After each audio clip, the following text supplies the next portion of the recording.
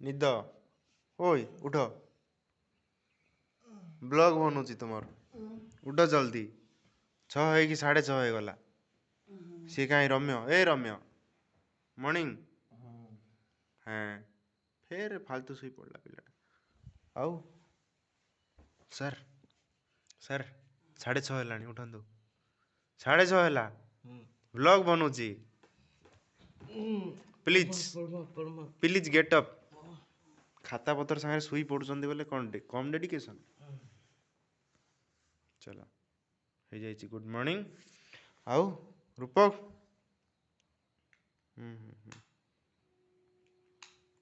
जी हाँ ये देखिए आप बच्चे लोगों के डेडिकेशन एक बार उठाने के बाद फिर सो गए हैं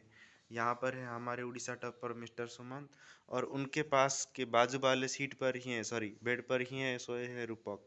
जो कि फिर से मुंह को चादर से ढक के सो गए हैं और वो है रम्य जिनकी बात तो हम ना कहें तो सबसे अच्छा होगा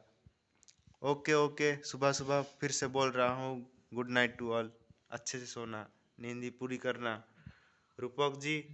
क्या बोलना चाहेंगे आप कुछ कंबल के अंदर से